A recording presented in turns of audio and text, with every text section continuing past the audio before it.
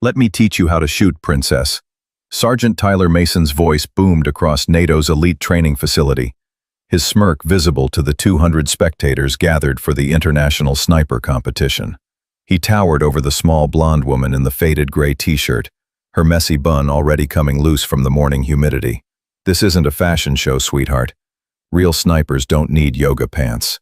The crowd erupted in laughter as Tyler's phone captured every humiliating second for his Instagram live stream. 3,000 viewers and counting watched him snatch the worn baseball cap from Skylar Rivers' head, tossing it carelessly into the mud. Her blue eyes remained steady, unflinching, as fellow NATO officers from 15 countries pointed and whispered, "Seriously, who let the intern on the range?" Captain Bradley Stone called out from the observation deck, his British accent cutting through the Georgia morning air. "This is supposed to be elite training, not bring your daughter to work day." Skylar knelt slowly to retrieve her cap, those calloused hands moving with an odd precision that only Master Sergeant Jake Rivers seemed to notice.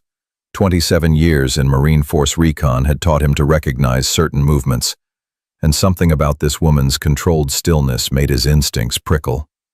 "Don't teach me something I already wrote," Skylar said quietly, her voice barely audible over the ongoing mockery. Tyler laughed harder, turning back to his phone camera. "Did you hear that, everyone? Princess here thinks she wrote the manual." He gestured dramatically at the massive sniper rifle mounted on the range table. "Right, and I'm the Pope." But in exactly 18 minutes, when that torn gray t-shirt revealed what lay beneath, every single person on that range would understand they had just witnessed the biggest mistake of their military careers. The morning sun climbed higher over Fort Moore's sprawling complex, casting long shadows across the precision rifle range where the world's most elite snipers had gathered. This wasn't just another training exercise. The International Advanced Marksmanship Competition drew the finest shooters from NATO's Special Operations community, men and women who could put rounds on target at distances that defied imagination. Each participant had earned their place through years of dedicated service, countless hours of training, and confirmed kills in the world's most dangerous theaters. Tyler Mason adjusted his phone angle to capture more of the growing crowd. His live stream had exploded beyond his wildest expectations. What started as casual documentation of another military exercise had transformed into viral entertainment.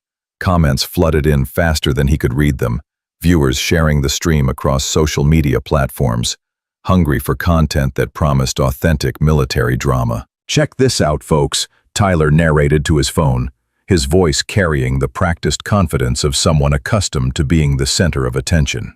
"We've got ourselves a real-life situation here. Little Miss Nobody somehow talked her way onto a range with actual professionals." He panned the camera across the assembled crowd, lingering on the patches and insignia that marked each participant's elite status. British SAS, German KSK, Canadian JTF-2, Norwegian FSK, and dozens of other special operations units represented the pinnacle of military precision. Skylar finished cleaning the mud from her cap with methodical movements that spoke of ingrained habit. Each motion seemed calculated, efficient, as if she'd performed this exact sequence countless times under far more demanding circumstances. The fabric was worn thin from years of use, the original color faded to an indeterminate gray that matched her simple t-shirt. "Ma'am, you sure you're in the right place?" Rangemaster Davis approached with clipboard in hand, his weathered face creased with concern. 35 years of managing military ranges had taught him to spot potential problems before they developed, and this situation practically screamed liability issues. This competition requires specific qualifications, security clearances, demonstrated proficiency standards. "I'm qualified," Skylar replied simply, producing a set of papers from her back pocket. The documents looked official enough, complete with stamps and signatures, though Davis noticed they seemed remarkably fresh for someone claiming extensive experience. Tyler zoomed his camera in on the exchange, providing running commentary for his growing audience. "Oh, this is rich. She's got paperwork. Probably printed them off the internet this morning." His followers responded with crying, laughing emojis and fire symbols, urging him to continue the entertainment. Captain Bradley Stone descended from the observation platform with purposeful strides, his parachute regiment insignia catching the morning light. 6 feet of British military precision, Stone embodied everything the modern professional soldier aspired to become. His record spoke for itself.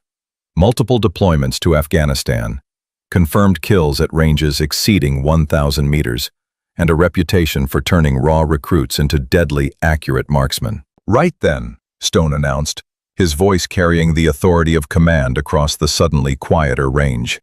"Let's sort this nonsense out properly." He examined Schuyler's paperwork with the intensity of a man accustomed to finding flaws in even the most carefully prepared documents. "These qualifications, where exactly did you earn them?" "Various locations," Schuyler answered, her tone remaining neutral despite the increasingly hostile atmosphere.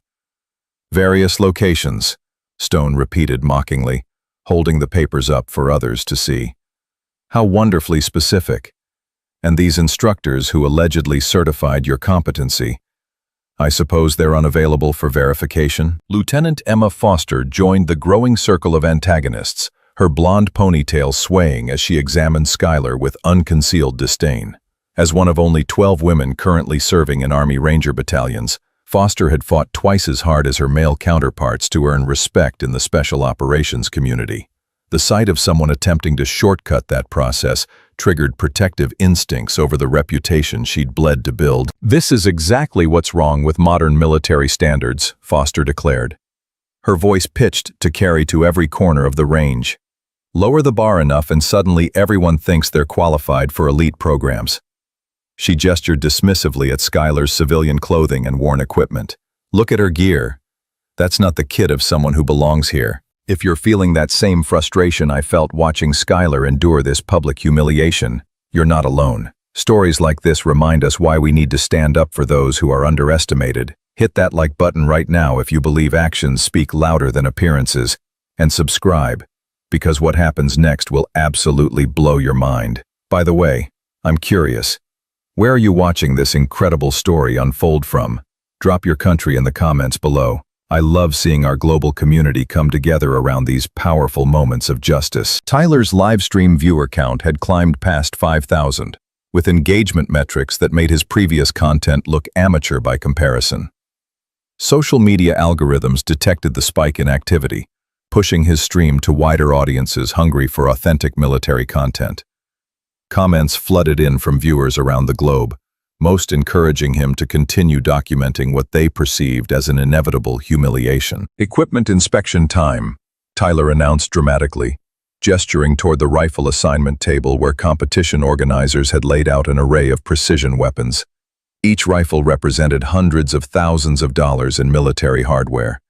Custom-built systems capable of placing rounds with surgical accuracy at distances measured in kilometers rather than meters. Rangemaster Davis consulted his assignment roster with growing confusion. "Miss Rivers, according to this paperwork, you're requesting—" He paused, double-checking the notation. "A standard-issue training rifle? Not one of the competition-grade systems?" "That's correct," Schuyler confirmed, approaching the table where a single rifle sat apart from the others. While the competition weapons gleamed with pristine condition and advanced optics, her assigned rifle looked like it had seen better decades. The stock showed wear from countless training exercises, the scope mount exhibited slight looseness that would affect accuracy, and the barrel displayed the kind of honest wear that marked a weapon used for instruction rather than precision work. Captain Stone examined the rifle with professional interest, immediately recognizing multiple deficiencies that would make accurate shooting nearly impossible. "This weapon is completely unsuitable for competition use," he announced. "The scope mounting system has at least 2 millimeters of play. The trigger mechanism feels mushy, and I can see visible wear in the barrel rifling." "It's what I requested," Schuyler said simply, accepting the rifle and beginning her own inspection with movements that caught Master Sergeant Rivers' attention once again. Her hands moved across the weapon with practiced efficiency, checking bolt operation, trigger function, and sight alignment with the kind of muscle memory that spoke of thousands of repetitions. Tyler positioned himself for optimal camera angle as Schuyler worked. You seeing this, people? Princess here is actually going through with it. She's going to attempt precision shooting with training equipment that belongs in a museum. His audience responded with predictions of spectacular failure, betting pools on how badly she would miss, and increasingly creative suggestions for humiliating challenges. The rifle's serial number caught Skylar's eye as she examined the receiver. A manufacturing date from 2011 that placed its construction during the height of military operations in Afghanistan. The wear patterns told stories of countless training cycles, of young soldiers learning marksmanship fundamentals under the guidance of instructors who understood that precision shooting demanded more than expensive equipment. Ammunition selection. Rangemaster Davis continued down his checklist, gesturing toward several boxes of match-grade cartridges, specifically selected for competition use. Each round had been hand-loaded to exacting specifications, with powder charges measured to the tenth of a grain and bullets seated to precise depths that optimized ballistic performance. Lieutenant Foster intercepted Skylar's movement toward the ammunition table, her smile sharp with malicious intent. "Oh, I think there's been a mistake," she said sweetly, redirecting Skylar toward a different box. "These rounds here are much more appropriate for your skill level." The ammunition she indicated was standard military ball ammo, designed for basic training rather than precision work, with tolerances that would make accurate shooting at extended ranges nearly impossible. "Is there a problem with those cartridges?" Master Sergeant Rivers asked, his voice carrying the weight of decades spent teaching marksmanship to young Marines. "Not at all," Foster replied with false innocence. "Just ensuring our guest has ammunition appropriate to her equipment and experience level." Rivers examined the ammunition box with growing concern. Military ball ammo served its purpose in combat situations where volume of fire mattered more than surgical precision. But using it in a precision shooting competition was like bringing a butter knife to a surgery. The cartridges showed significant variations in case length, bullet weight, and powder charge that would create unpredictable accuracy problems. Skylar accepted the ammunition without protest, her silence somehow more unsettling than any complaint would have been. She loaded several rounds into a magazine with smooth, practiced movements that made Rivers frown with recognition. There was something about the way she handled cartridges, checking each one briefly before loading, that suggested familiarity with situations where a single defective round could mean the difference between mission success and catastrophic failure. "Range assignment," Davis announced, consulting his clipboard once more. "Miss Rivers, you'll be shooting from lane 15 at the 800-meter line." 800 meters represented a significant challenge, even for experienced marksmen using optimal equipment. With the degraded rifle and substandard ammunition Skylar had been assigned, the shot bordered on impossible. The target itself was a standard NATO silhouette, presenting a scoring area roughly 18 inches wide by 36 inches tall at that distance. A target that would appear no larger than a postage stamp through most rifle scopes. Captain Stone couldn't suppress his satisfaction as he watched Skylar accept her lane assignment.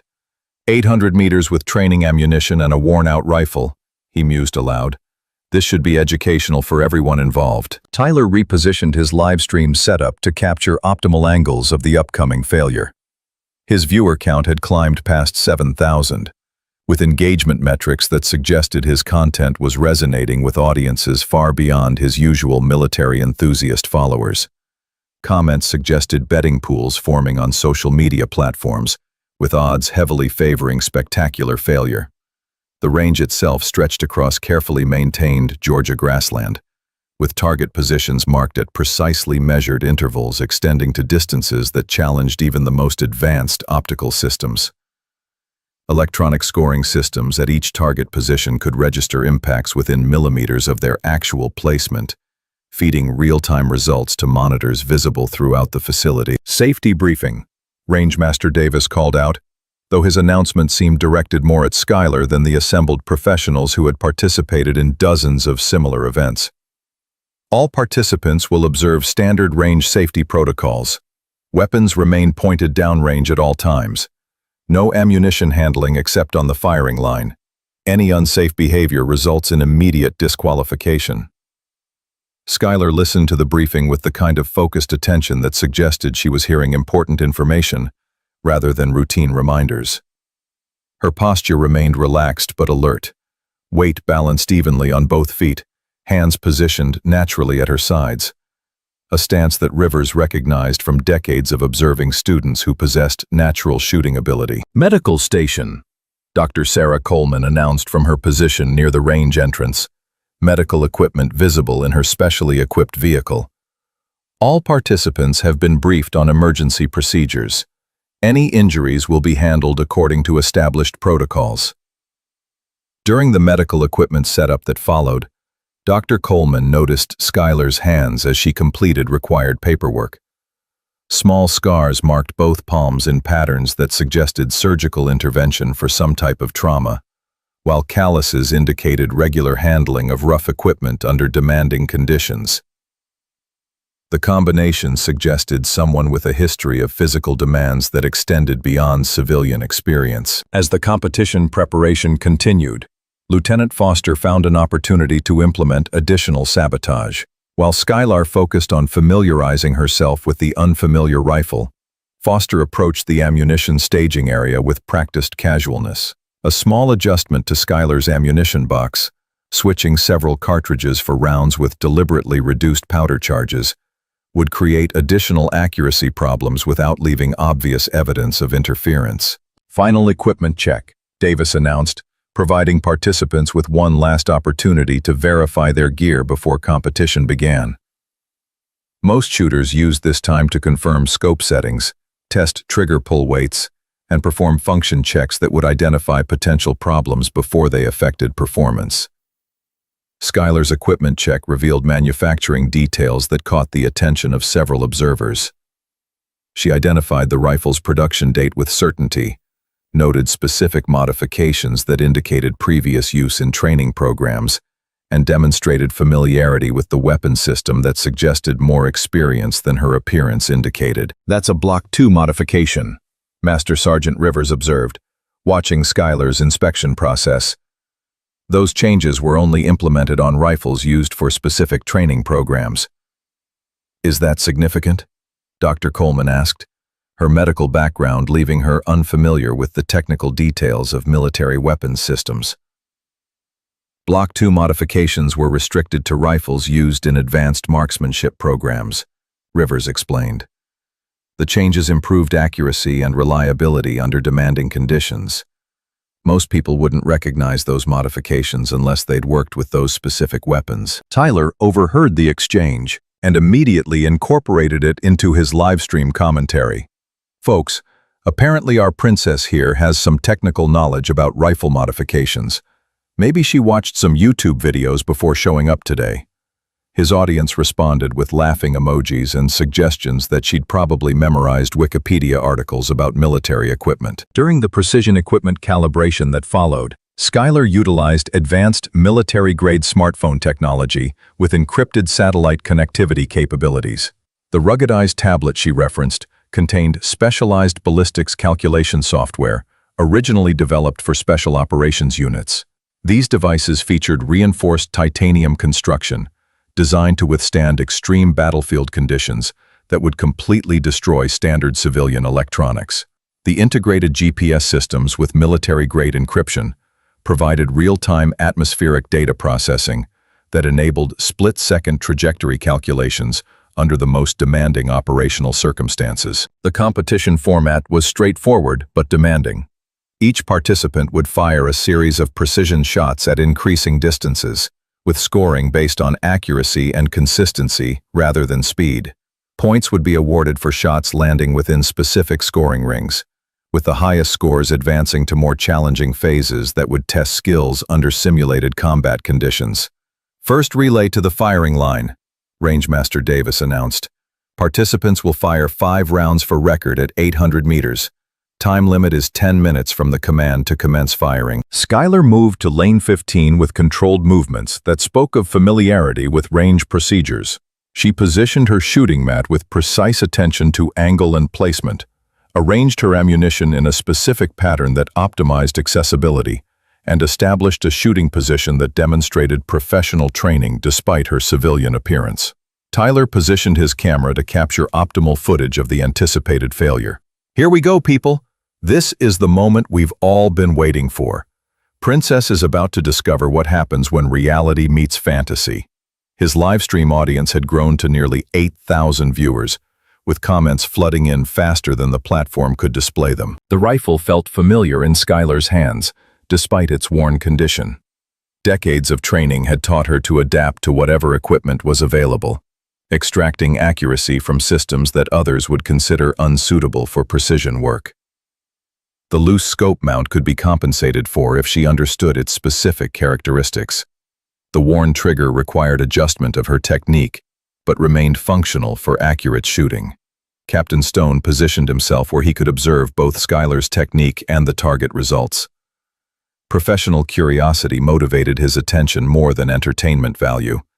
He wanted to understand exactly how badly someone with her apparent qualifications would perform under actual competition conditions. "Commence firing," Davis commanded, his voice carrying across the range with practiced authority.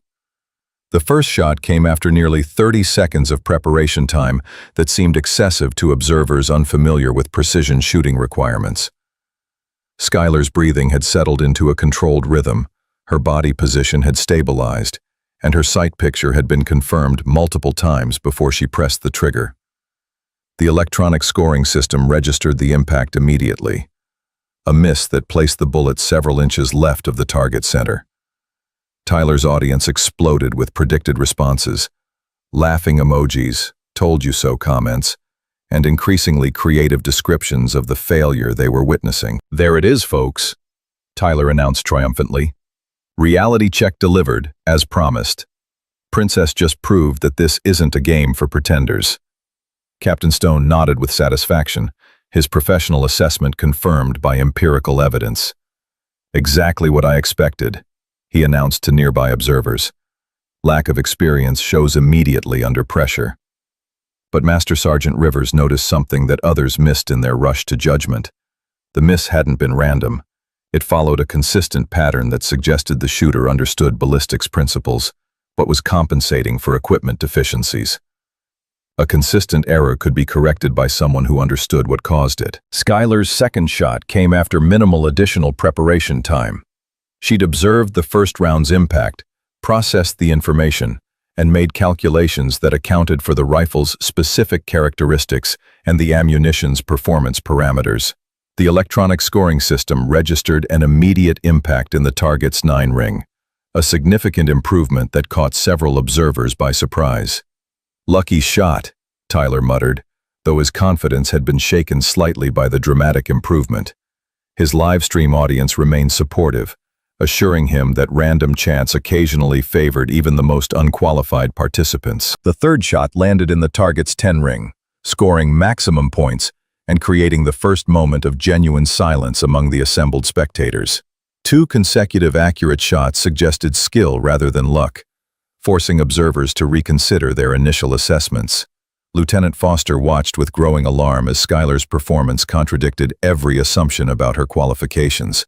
The sabotaged ammunition should have made accurate shooting nearly impossible, yet somehow she was producing results that rivaled experienced competitors using optimal equipment. "Equipment malfunction," Foster announced loudly, hoping to provide an explanation that preserved her preconceptions. There must be some kind of technical problem with the scoring system. Rangemaster Davis checked his monitoring equipment with professional thoroughness, confirming that all systems were functioning within normal parameters.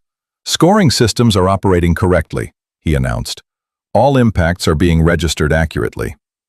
Skylar's fourth shot struck the target's 10 ring again, creating a tight group that demonstrated consistent accuracy under challenging conditions.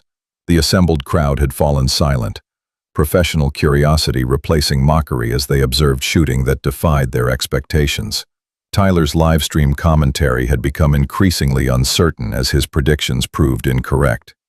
"Well, folks, it looks like, this is obviously some kind of anomaly. Nobody shoots like this with training equipment." The fifth and final shot completed a group that measured less than 4 inches at 800 meters, performance that would have been impressive with match-grade equipment and optimal conditions. With the degraded rifle and sabotaged ammunition Skylar had been assigned, the accuracy bordered on impossible. Complete silence settled over the range as participants and observers processed what they had witnessed. Professional shooters recognized the skill level required to produce such results under adverse conditions, while others struggled to reconcile their preconceptions with empirical evidence. Captain Stone examined the target results with growing confusion, his professional assessment challenged by performance that exceeded his own capabilities. "This doesn't make sense," he muttered, studying the tight shot group that suggested world-class marksmanship skills. "The tension is building, and I can feel your anticipation through the screen. If you're as invested in Skylar's journey as I am, make sure you're subscribed with notifications on, because these next few minutes are going to be absolutely incredible. Trust me, you won't want to miss what's coming." Master Sergeant Rivers approached Skylar's position with newfound respect, his decades of experience recognizing exceptional marksmanship when he saw it. "Miss Rivers, that was outstanding shooting," he said quietly. "Where did you learn to compensate for equipment deficiencies like that?" "Practice," Skylar replied simply, beginning to clean her rifle with the same methodical precision she'd demonstrated throughout the morning.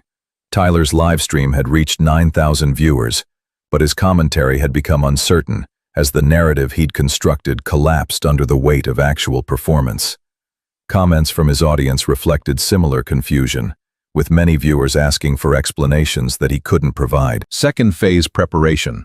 Rangemaster Davis announced, consulting his competition schedule. Moving target engagement at 600 meters. Participants will engage targets that traverse the range at varying speeds and distances. Moving target engagement represented a significant escalation in difficulty that would challenge even experienced marksmen. The targets would appear unpredictably, move at different speeds, and require shooters to calculate lead angles while compensating for wind and environmental conditions. Lieutenant Foster saw an opportunity to escalate her sabotage efforts during the preparation period. While Skylar focused on equipment preparation, Foster approached the target control systems with practiced casualness. Small adjustments to timing mechanisms and speed settings would create additional challenges without leaving obvious evidence of interference. Captain Stone positioned himself for optimal observation of the upcoming challenge, his professional interest now motivated by genuine curiosity rather than anticipated entertainment. The accuracy Skylar had demonstrated in the first phase suggested skills that demanded explanation, regardless of her civilian appearance and substandard equipment. "Target systems active," the range technician announced from his control position. "Moving targets will appear at random intervals between 400 and 800 meters. Engagement window varies from 3 to 7 seconds depending on target speed." Skylar established her shooting position with the same precision she demonstrated earlier, though Rivers noticed subtle differences in her setup that suggested adaptation to the new challenge requirements. Her body position allowed for rapid target acquisition and smooth tracking, while her equipment arrangement optimized reload speed and ammunition accessibility. Tyler repositioned his camera for optimal coverage of the moving target phase, his confidence partially restored by the increased difficulty level. "All right, folks, this is where things get real. Moving targets separate the pretenders from the professionals. Let's see how Princess handles this reality check." The first target appeared at 600 meters, moving left to right at moderate speed across a predetermined path. Most shooters would require several seconds to acquire the target, calculate lead angle, and execute an accurate shot before the target disappeared behind concealment. Skylar's shot came within 2 seconds of target appearance, striking center mass with precision that drew audible gasps from experienced observers. Her target acquisition speed and accuracy calculation exceeded anything the assembled professionals had witnessed, suggesting training that went far beyond civilian experience. "Holy cow!" Master Sergeant Rivers breathed, his professional composure shaken by shooting that defied explanation. The second target appeared at 700 meters, moving at increased speed that would challenge even experienced competitive shooters. Skylar's engagement was equally smooth, striking the target's center mass before it could complete half its traverse across the range. Captain Stone found himself questioning fundamental assumptions about marksmanship training and skill development. The accuracy and speed Skylar was demonstrating typically required years of specialized instruction under combat conditions, not the kind of training available through civilian programs. Lieutenant Foster watched with growing alarm as her sabotage efforts proved ineffective against shooting skills that seemed immune to equipment limitations and deliberate interference. Each successful engagement made her own qualifications appear less impressive by comparison. Target 3, 400 meters, high-speed traverse, the range technician announced, implementing Foster's unauthorized modifications that would make the engagement nearly impossible for most shooters. Skylar tracked the target smoothly despite its increased speed, her rifle movement flowing like water, as she calculated lead angles that accounting for the target's acceleration and environmental factors. Her shot struck center mass once again, completing an engagement that should have challenged Olympic-level competitive shooters. Tyler's livestream audience had grown increasingly confused as their expectations were systematically dismantled by performance that exceeded anything they'd anticipated. Comments ranged from accusations of staged events to genuine admiration for skills that transcended their previous understanding of marksmanship capabilities. Fourth target, extreme range, variable speed, the technician continued, now genuinely curious to see if Skylar could maintain her performance under maximum difficulty conditions.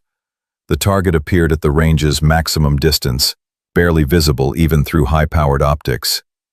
Its erratic movement pattern would challenge the most sophisticated ballistic computers, requiring instantaneous calculations that exceeded human computational abilities under normal circumstances.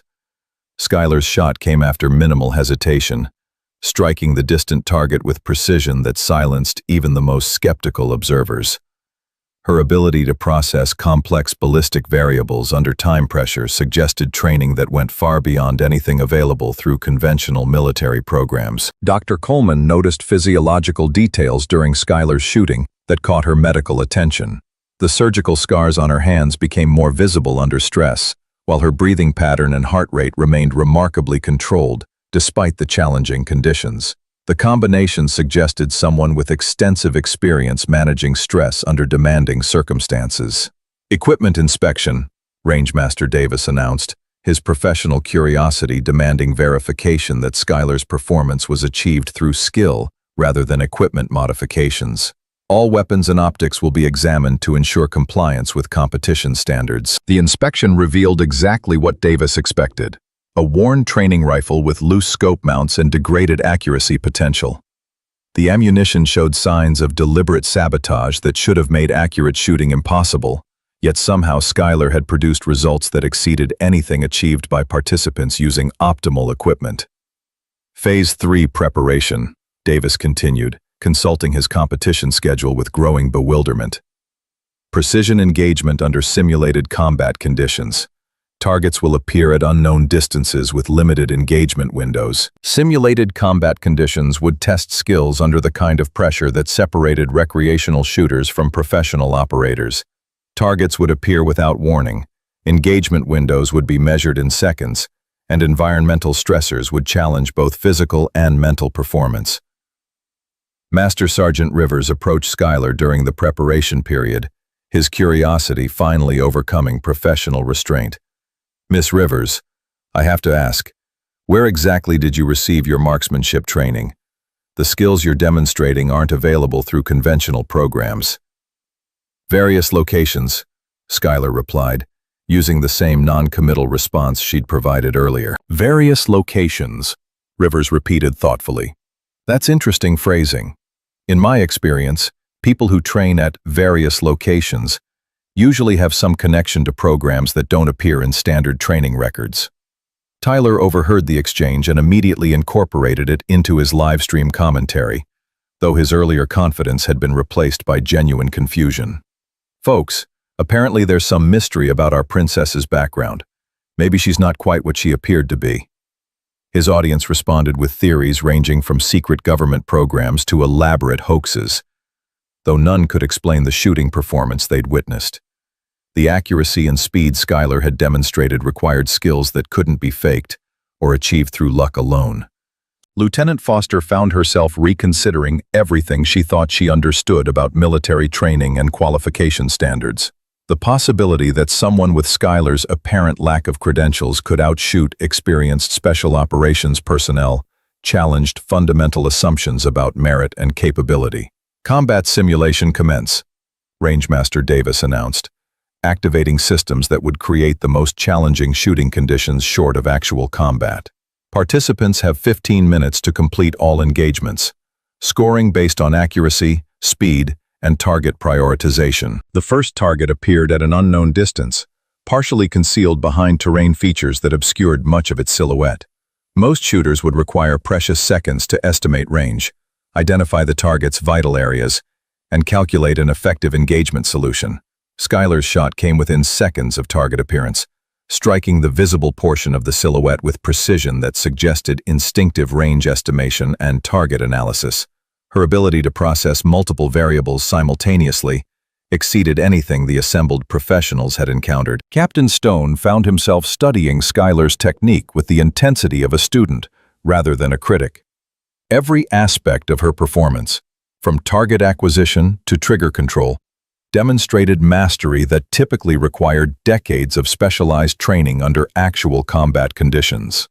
Second target, extreme range, partial concealment, Davis announced, presenting a challenge that would test the limits of both equipment and human capability. The target appeared as little more than a shadow against distant terrain, requiring precise range estimation and perfect shot placement to achieve effective hits. Environmental conditions added complexity through wind drift and atmospheric distortion that would challenge even the most sophisticated ballistic computers. Skylar's engagement was smooth and confident, her shot striking the barely visible target with accuracy that drew stunned silence from experienced observers. Her ability to achieve precision under such challenging conditions suggested training that went far beyond anything available through conventional military programs. Tyler's livestream had reached 12,000 viewers, with engagement metrics that indicated viral potential beyond his wildest expectations.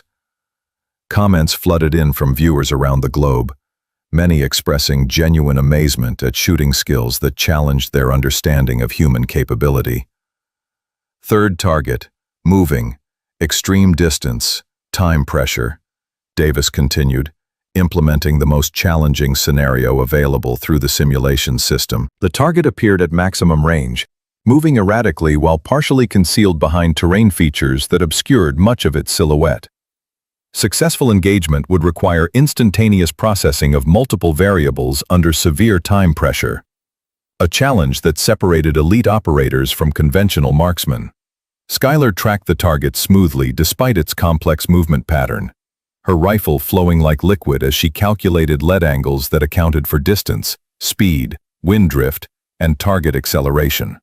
Her shot struck center mass just before the target disappeared behind concealment. Master Sergeant Rivers stood in stunned silence, his professional composure shattered by shooting that exceeded anything he'd witnessed in nearly 3 decades of military service.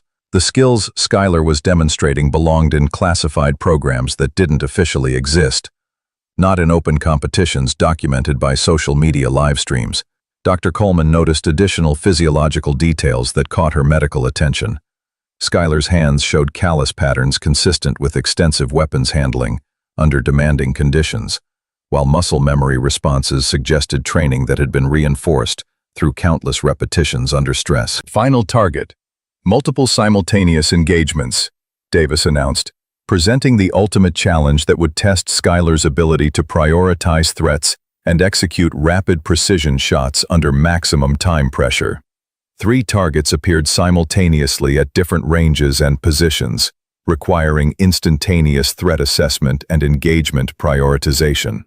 Most shooters would struggle to engage even one target effectively under such conditions, let alone achieve multiple precision hits within the available time window. Skylar's response was fluid and controlled, engaging each target in optimal sequence with precision that suggested tactical training rather than recreational shooting experience. Her ability to manage multiple threats simultaneously spoke of preparation for situations where failure meant consequences far more serious than competition scores. The simulation concluded with Skylar achieving perfect scores under conditions that had challenged the capabilities of every other participant. Her performance had systematically exceeded every assumption about civilian qualifications and conventional training programs. Tyler's livestream audience had grown to 15,000 viewers, with engagement metrics that suggested his content was reaching audiences far beyond his usual military enthusiast following. Comments reflected genuine amazement, mixed with theories about Skylar's background that ranged from plausible to wildly speculative. Captain Stone approached Skylar with newfound respect, his earlier dismissiveness replaced by professional curiosity about training that produced such exceptional results. "Miss Rivers, I owe you an apology," he said formally. "Your performance has been genuinely impressive." "Thank you," Skylar replied simply, beginning to clean her equipment with the same methodical precision she'd demonstrated throughout the competition. Lieutenant Foster found herself questioning fundamental assumptions about qualification standards and merit-based selection. The possibility that someone with Skylar's apparent background could outperform experienced special operations personnel challenged everything she thought she understood about military training. "Score compilation," Rangemaster Davis announced, though the results were already clear to anyone who had observed the competition.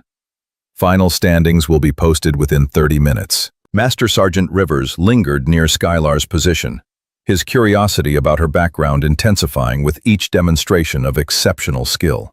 "Miss Rivers, I hope you don't mind me asking, but those shooting techniques you demonstrated, where exactly does someone learn skills like that?" "Practice," Skylar replied again, using the same non-committal response she'd provided to similar questions throughout the day.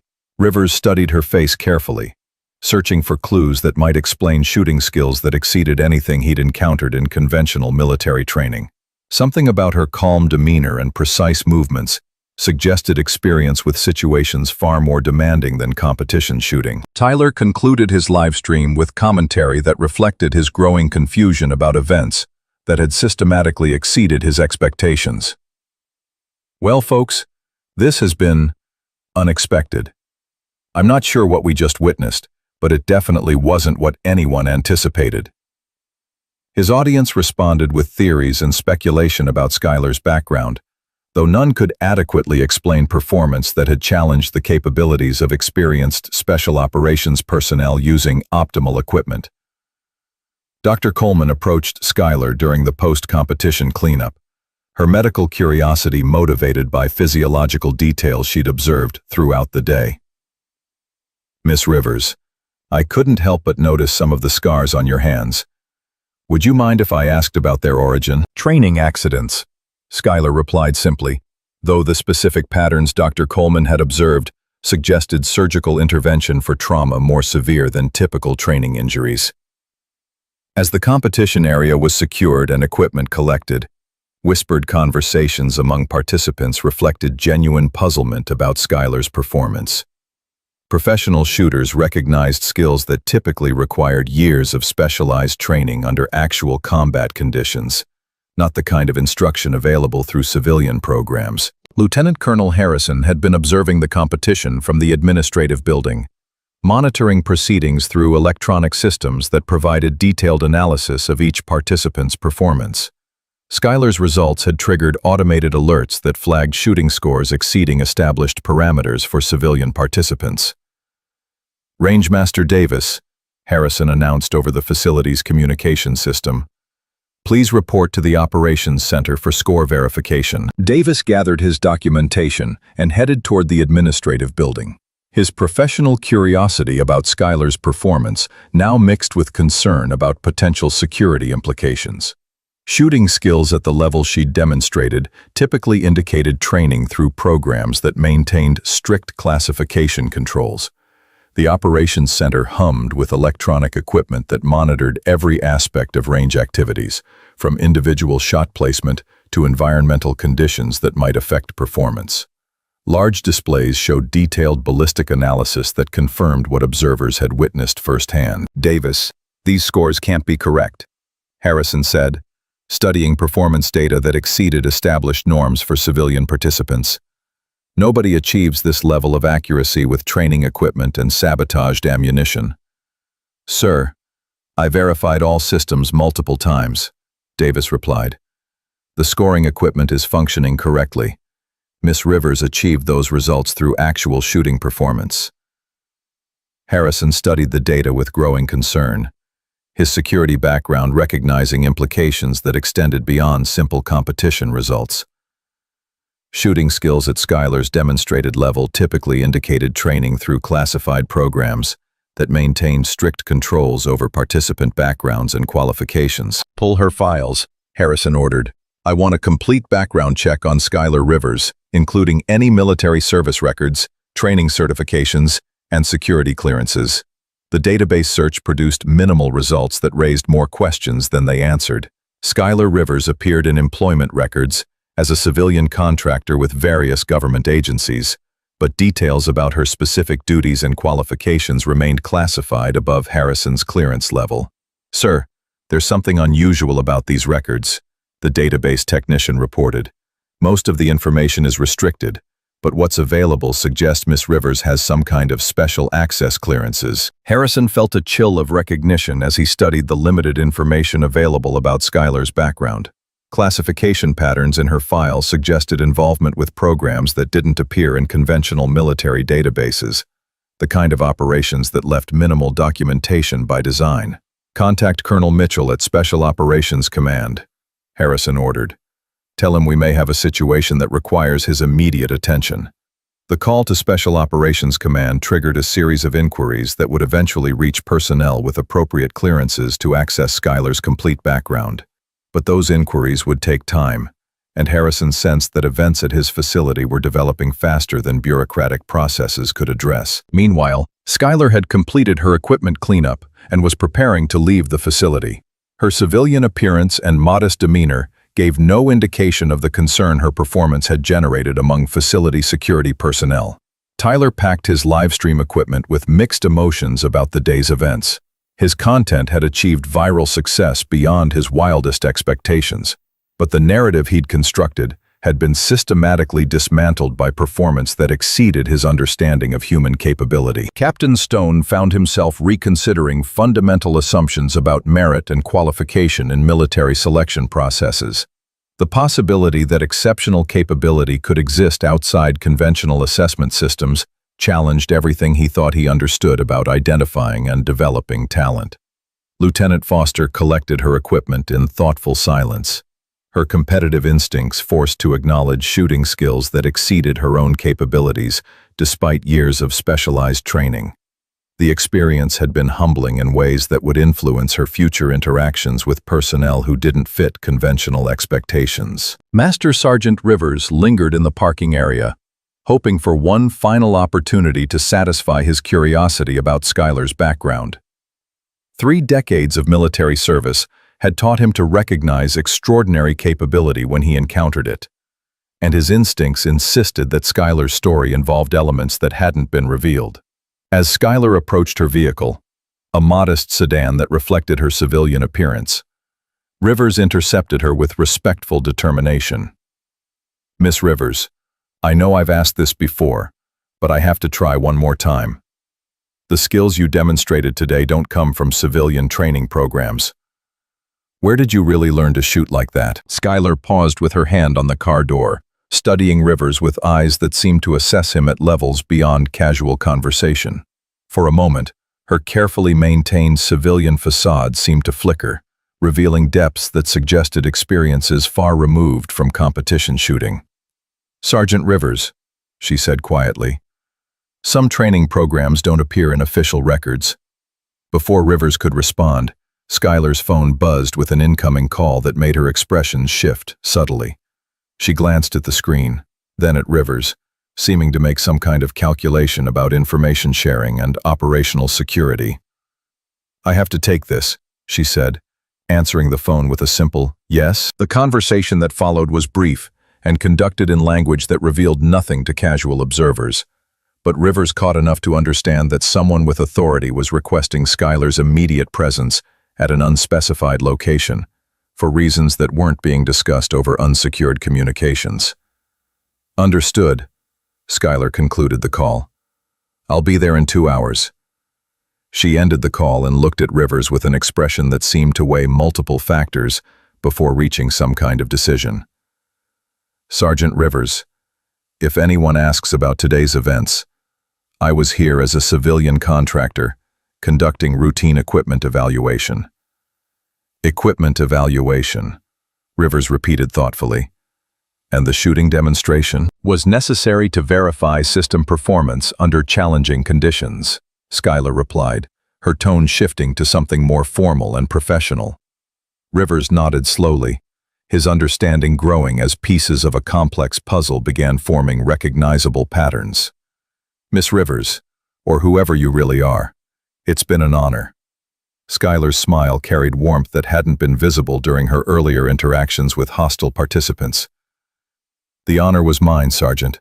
Thank you for recognizing professionalism regardless of appearances." As she drove away from the facility, Rivers stood in the parking area processing events that had systematically challenged his understanding of military training and qualification systems. The shooting skills Skylar had demonstrated belonged in classified programs that he'd heard rumors about but never encountered directly. His phone buzzed with a text message from an unknown number. "Some warriors prefer to remain invisible until circumstances require otherwise. Today's demonstration was necessary for reasons that will become clear.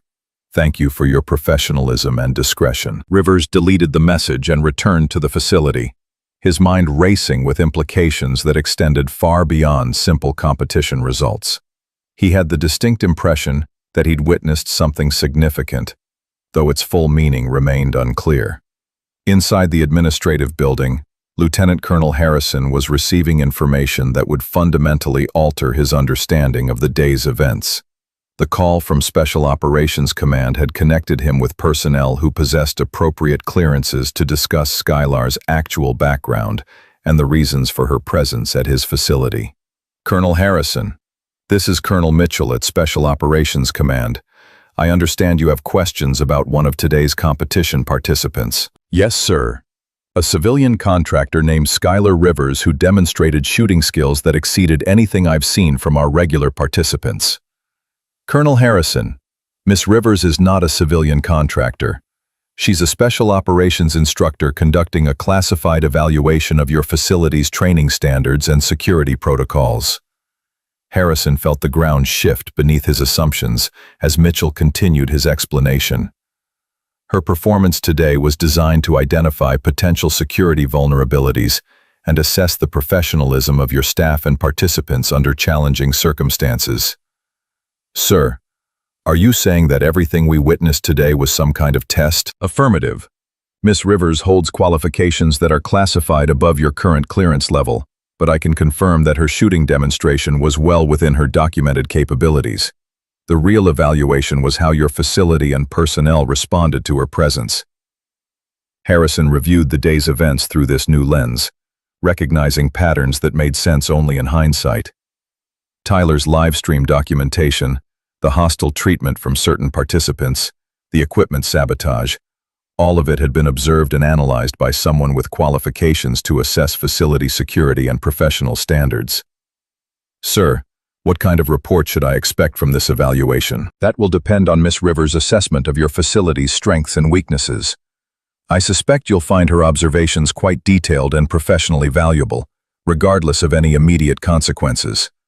The call concluded with Harrison's head spinning from revelations that recontextualized every aspect of the day's events.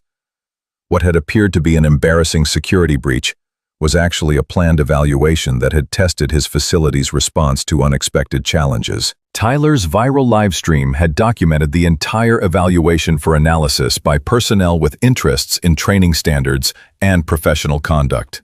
The humiliation certain participants had inflicted on someone they considered unqualified would become case studies in leadership failures and discrimination issues. Captain Stone would face questions about his immediate assumptions and hostile treatment of someone whose qualifications exceeded his own. Lieutenant Foster's sabotage attempts had been documented in detail, creating serious questions about her suitability for positions requiring integrity and professionalism. But Master Sergeant Rivers' professional conduct and recognition of exceptional capability would earn commendations that would influence his future career development. His willingness to look beyond appearances and acknowledge skill regardless of conventional qualifications had demonstrated leadership qualities that separated exceptional personnel from merely competent ones. As evening settled over the facility, the full implications of the day's events were still being processed by participants and observers who had witnessed something far more significant than a simple shooting competition.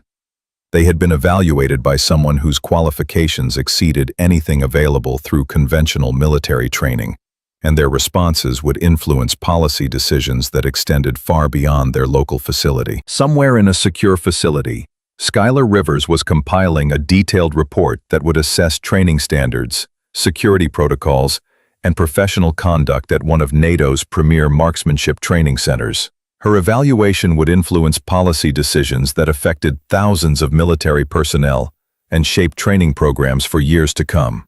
The modest civilian contractor who had endured public humiliation and systematic sabotage had proven to be something far more significant than anyone had imagined. And the shooting demonstration that had seemed impossible with degraded equipment and hostile conditions had been well within the capabilities of someone whose actual qualifications remained classified above the clearance levels of everyone who had witnessed her performance. Tomorrow would bring new challenges and revelations, as the consequences of the day's evaluation began to unfold through official channels that connected local training facilities to the highest levels of military command.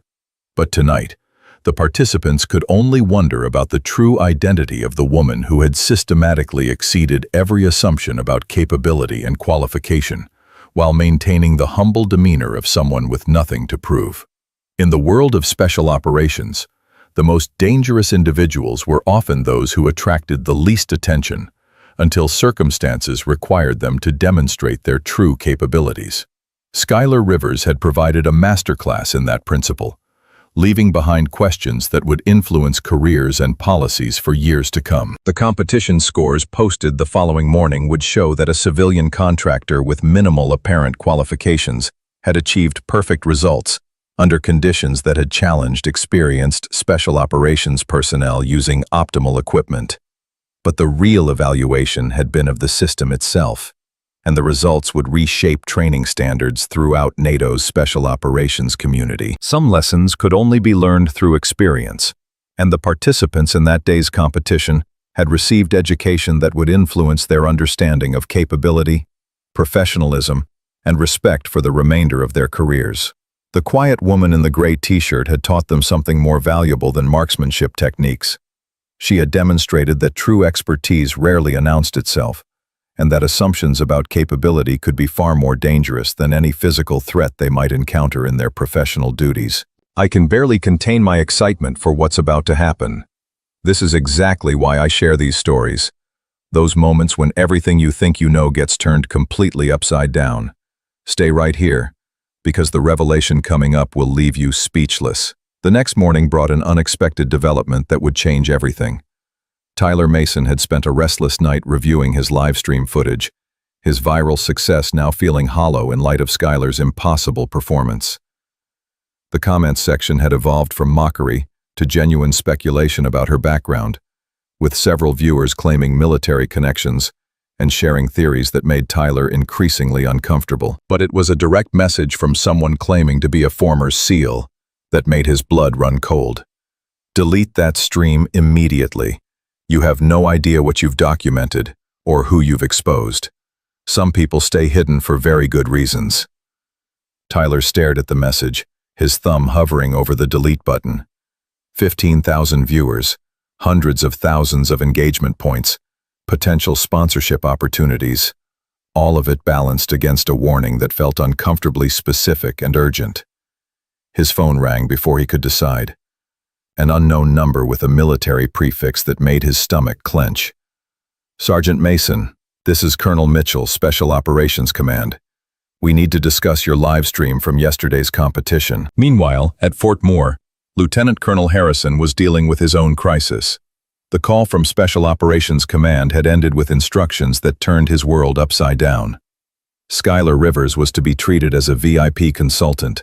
Her evaluation report would go directly to the Pentagon, and any personnel who had interfered with her assessment would face immediate review.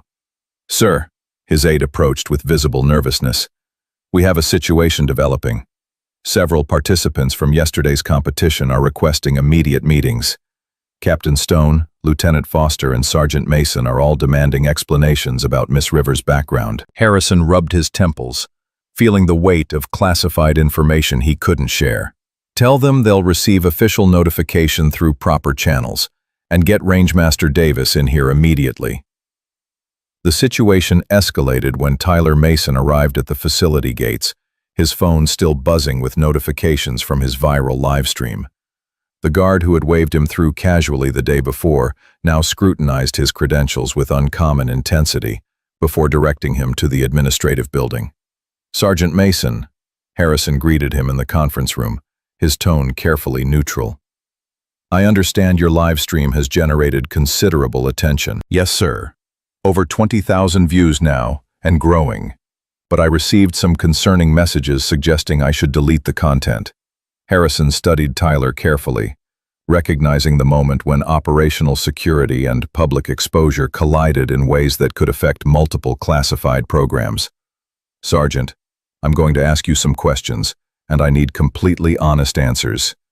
Did you observe anything yesterday that suggested Miss Rivers possessed capabilities beyond those of a typical civilian contractor?" Tyler shifted uncomfortably, his earlier confidence evaporating under Harrison's intense scrutiny. "Sir, her shooting was extraordinary. Impossible, really, given the equipment and conditions. And in your professional assessment, what kind of training would produce such capabilities?" Tyler paused, pieces of a complex puzzle beginning to form uncomfortable patterns in his mind. "Sir, the techniques she demonstrated, the speed, the accuracy under pressure, that's not civilian training. That's special operations level skill." Captain Stone arrived at that moment, his usual confident demeanor replaced by something approaching anxiety. "Colonel Harrison, I need to discuss yesterday's events. My initial assessment of Miss Rivers may have been inadequate." "How so, Captain?" Stone struggled with words that would acknowledge his mistake without destroying his career. "Sir, upon reflection, her performance suggested qualifications that weren't apparent in her documentation or appearance. I may have made assumptions that proved incorrect." Lieutenant Foster entered the conference room with visible reluctance, her earlier hostility replaced by growing concern about the implications of her actions. "Colonel, I received notification that my conduct yesterday is under review. I need to understand what I'm facing." Harrison looked at the three officers who had systematically underestimated and mistreated someone whose actual qualifications exceeded their own. The moment had arrived to address the consequences of their actions, though the full scope of those consequences remained classified.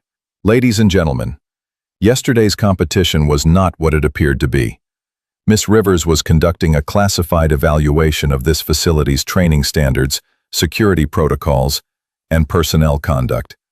Your interactions with her were observed, documented, and analyzed by personnel at the highest levels of military command." The silence that followed was deafening. Tyler's phone continued buzzing with live stream notifications, each alert now feeling like another nail in his professional coffin. Stone's face had gone pale as he processed the implications of his dismissive treatment of someone who was apparently evaluating him. Foster gripped her chair arms, understanding that her sabotage attempts had been witnessed by people with the authority to end her career. "Sir," Stone managed finally, "what are the consequences of this evaluation?" Before Harrison could respond, the facility's communication system crackled to life with an announcement that made everyone freeze. "All personnel to stations. VIP helicopter inbound. Estimated arrival 15 minutes. Through the conference room windows, they could see range personnel scrambling to clear landing areas and establish security perimeters. The level of activity suggested visitors far more significant than routine inspections. Tyler's livestream notification buzzed again, but this time with a message that made his stomach drop. "Stream terminated by content policy violation. Account under review for potential security breach." "My livestream just got shut down," he announced to the room. They're saying it violated security policies. Harrison nodded grimly. That would be expected when classified operations are inadvertently documented and broadcast to civilian audiences. Dr. Coleman appeared in the doorway, her medical bag in hand, and her expression suggesting urgent business. Colonel Harrison, I've been ordered to conduct immediate medical evaluations of all personnel who interacted with Miss Rivers yesterday. Apparently, there are health considerations related to classified exposure protocols. The scope of the situation was becoming clear. This wasn't just about hurt feelings or bruised egos. The participants had unknowingly become involved in something that triggered the highest levels of military security protocols. Master Sergeant Rivers joined the growing group in the conference room, his expression carefully neutral despite his obvious curiosity about the developing situation. Colonel, I've been instructed to provide a detailed report of all interactions I observed yesterday, particularly regarding Miss Rivers' demonstrated capabilities. Sergeant Rivers, your observations will be valuable. You were the only participant who seemed to recognize the significance of what you were witnessing. Rivers nodded slowly. Sir, in 30 years of military service, I've seen exceptional marksmanship from special operations personnel.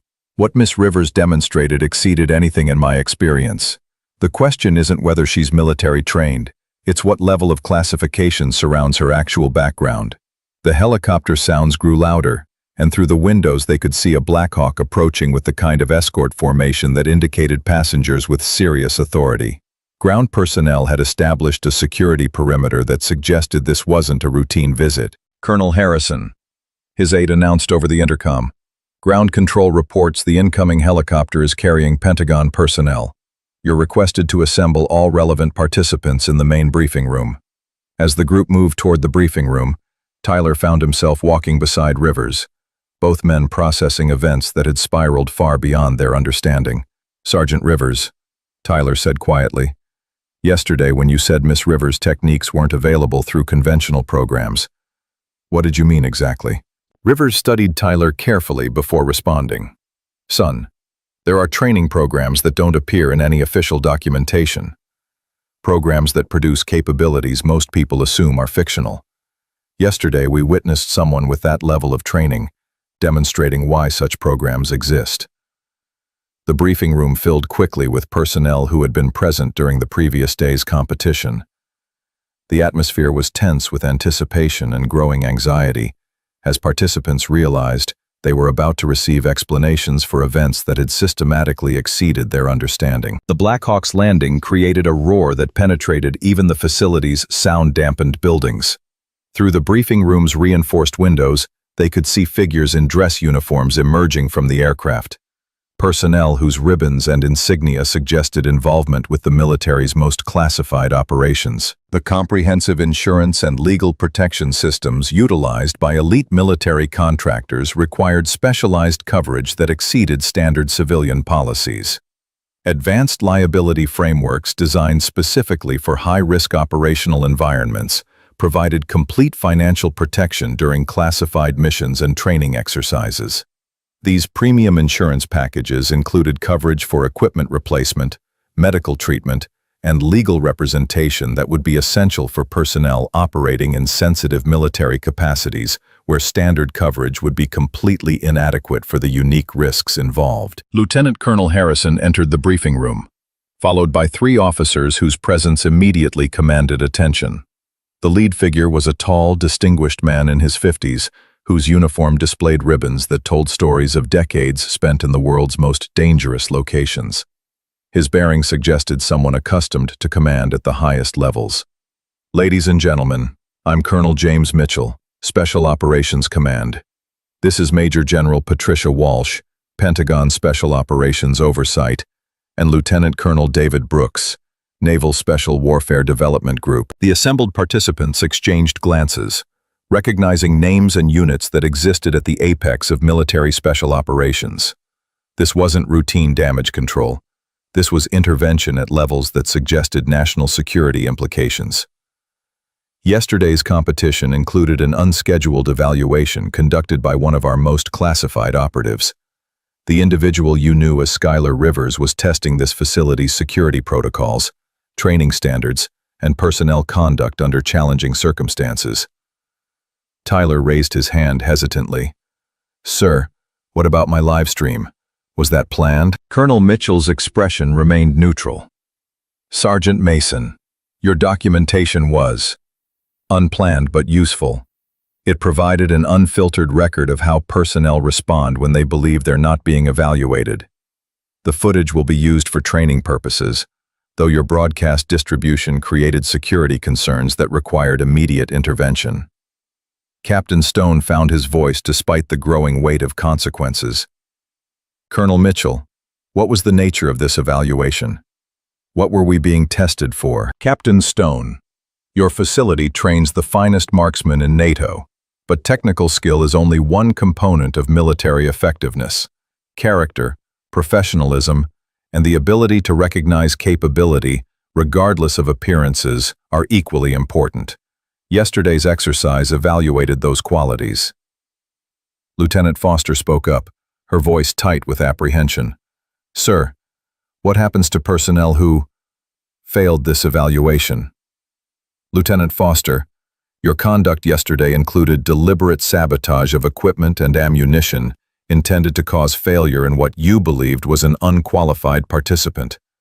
Such actions demonstrate unfitness for positions requiring integrity and sound judgment. The words hung in the air like a death sentence for Foster's military career. Her face had gone white as she processed the implications of having her sabotage documented by observers she hadn't known existed. Major General Walsh stepped forward, her voice carrying the authority of someone who had broken numerous glass ceilings in the special operations community. "Let me be clear about what you witnessed yesterday. The individual conducting this evaluation holds qualifications that are classified above the clearance levels of everyone in this room except Colonel Mitchell and myself. Her demonstrated capabilities represent the pinnacle of what's possible through specialized training and programs that officially don't exist." Dr. Coleman raised her hand from her position near the medical equipment. "Ma'am, the physiological indicators I observed, the scars, the stress responses, the muscle memory patterns, they suggested extensive trauma exposure and advanced medical intervention. Was this individual injured during classified operations?" Walsh exchanged a glance with Mitchell before responding. "Dr. Coleman, without revealing classified details, I can confirm that the individual in question has made sacrifices in service to this nation that exceed anything most military personnel will ever be asked to endure. The scars you observed were earned defending freedoms that most Americans take for granted." Master Sergeant Rivers leaned forward slightly. "Ma'am, if I may ask, why reveal this now? Why not maintain the classification and handle this through normal channels?"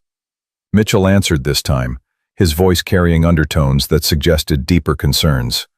"Sergeant Rivers, certain events have developed that require us to activate resources that have remained dormant for several years. The evaluation conducted here was part of a larger assessment to determine readiness levels for potential operations that may become necessary." The conference room door opened to admit someone whose presence immediately changed the atmosphere. The man who entered wore civilian clothes, dark jeans and a simple button-down shirt, but his bearing suggested military background at the highest levels.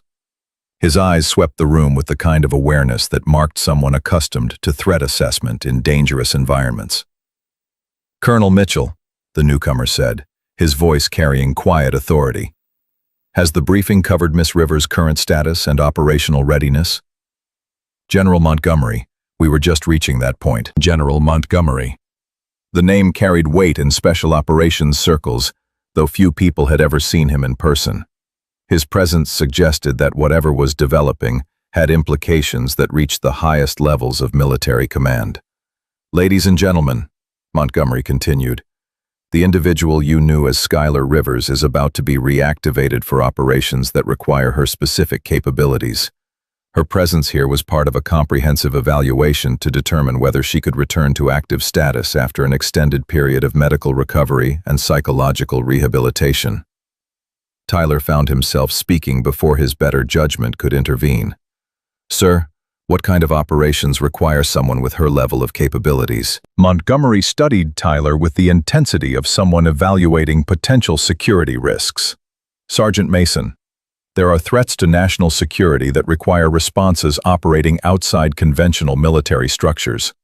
When such situations arise, we activate individuals with capabilities that exceed normal human limitations. The words sent a chill through the assembled group as they began to understand that they had witnessed something far more significant than a shooting competition. They had observed the evaluation of someone whose skills belonged in realms that most military personnel never encountered. Lieutenant Colonel Brooks stepped forward, his SEAL insignia catching the fluorescent lighting. The training programs that produced Miss Rivers' capabilities are designed to create individuals who can operate independently in situations where conventional forces would be ineffective. The skills you witnessed yesterday represent years of conditioning under circumstances that would break most people. Dr. Coleman's medical curiosity overcame her military restraint. Colonel Brooks, the nerve damage patterns I observed, they suggested someone who had continued to operate despite significant injuries. How is that possible? Dr. Coleman, advanced military medical protocols include treatments and rehabilitation techniques that aren't available through civilian medicine. The individual you examined has undergone procedures that enabled continued operational effectiveness despite trauma that would normally end a military career. The briefing was interrupted by the facility's communication system crackling to life. Colonel Mitchell, please report to secure communications immediately. Priority Alpha message incoming. Mitchell's expression shifted subtly as he recognized the significance of a Priority Alpha classification. Continue the briefing, he instructed Walsh. I'll return as soon as possible. As Mitchell left the room, Major General Walsh took over with the smooth efficiency of someone accustomed to handling classified briefings.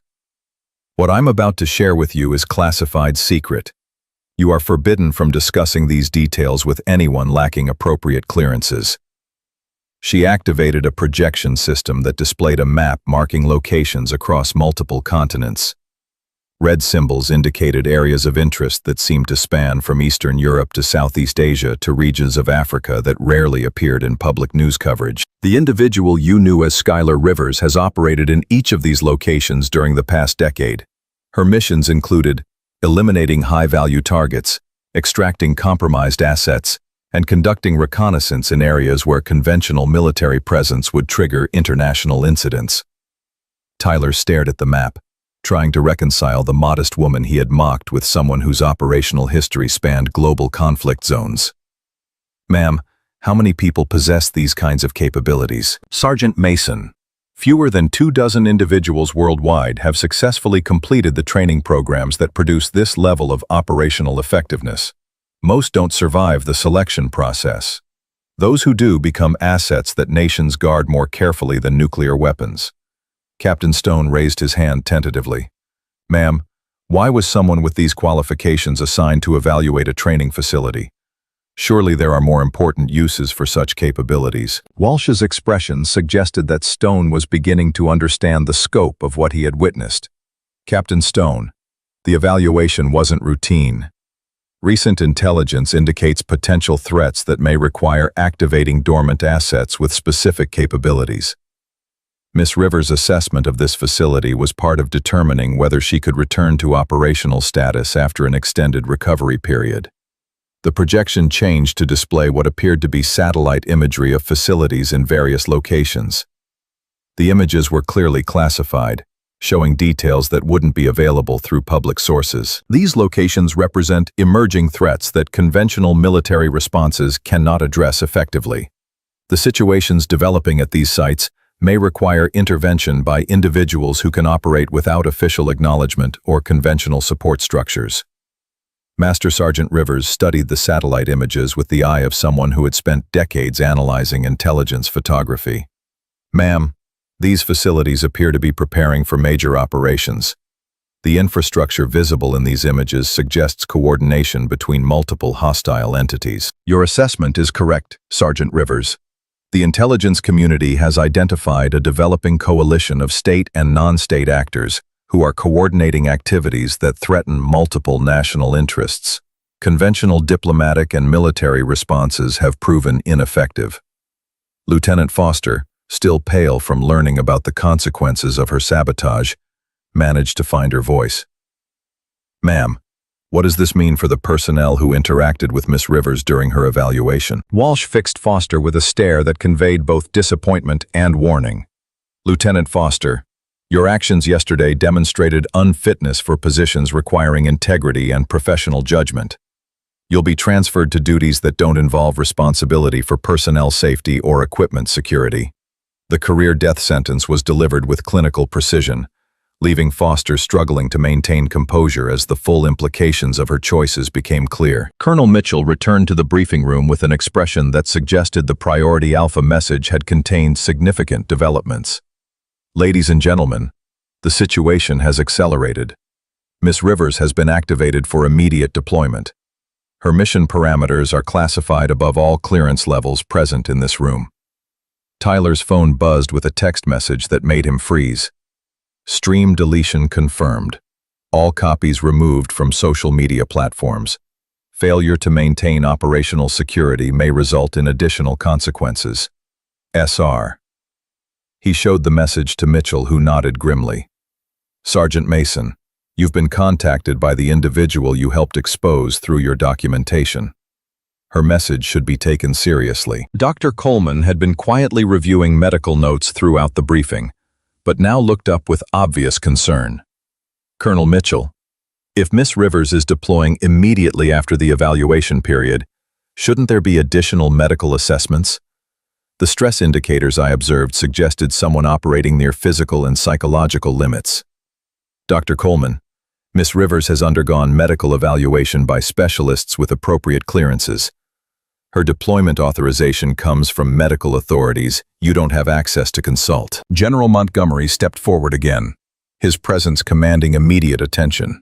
The threat assessment that triggered Miss Rivers' activation indicates potential use of weapons that could destabilize entire regions.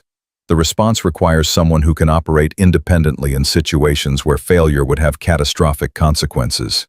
The scope of the situation was becoming clear to the assembled personnel. They had witnessed the evaluation of someone whose capabilities would be deployed against threats that challenged national security at the highest levels. Sir, Rivers asked respectfully, what happens to the personnel who recognized Miss Rivers' capabilities and treated her with appropriate respect? Montgomery's expression softened slightly. Sergeant Rivers, your conduct yesterday demonstrated the kind of professional judgment that identifies exceptional leaders. You'll find your next assignment quite interesting. The briefing was interrupted by another communication from the facility's security center. All personnel, be advised that additional VIP aircraft are inbound. Secure all classified materials and prepare for elevated security protocols. Through the briefing room windows, they could see ground personnel establishing expanded security perimeters as multiple helicopters appeared on the horizon. The level of activity suggested visitors whose presence triggered the highest levels of operational security. Tyler watched the approaching aircraft with growing anxiety about his role in events that had spiraled far beyond his understanding. Colonel Mitchell, what happens to the live stream footage that documented all of this? Sergeant Mason, the footage has been classified and will be used for training purposes within the special operations community. You'll receive compensation for its use, but any attempt to recreate or distribute similar content will result in serious legal consequences. The first of the incoming helicopters landed with the precision that marked elite aviation units. Personnel emerged wearing uniforms that identified them as representing multiple service branches and specialized units that rarely operated together. This story proves that real strength doesn't always announce itself. If Skylar's journey moved you like it moved me, there's another incredible tale about a janitor who shocked an entire military base that you absolutely need to hear. Click the video popping up on your screen right now. Major General Walsh stepped to the windows, observing the arriving personnel with obvious recognition. Colonel Mitchell, it appears the full operational command structure is assembling. Miss Rivers' activation has triggered protocols that haven't been used in several years. The second helicopter disgorged passengers, whose presence immediately elevated the security situation.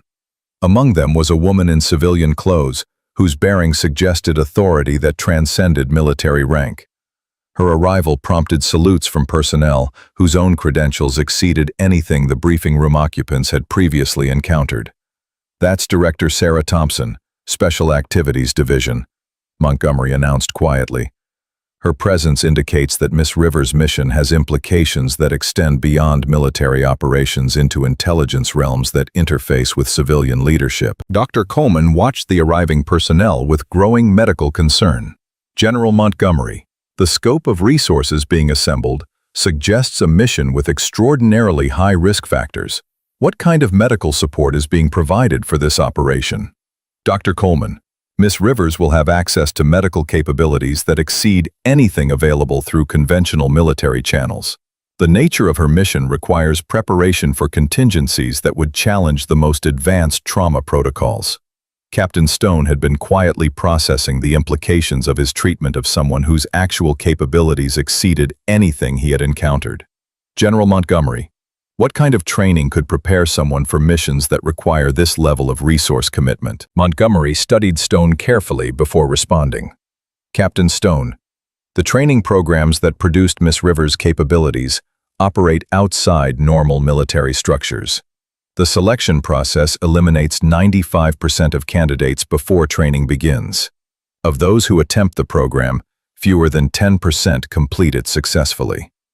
The third helicopter landed carrying personnel whose presence triggered additional security measures that cleared civilian contractors from the area.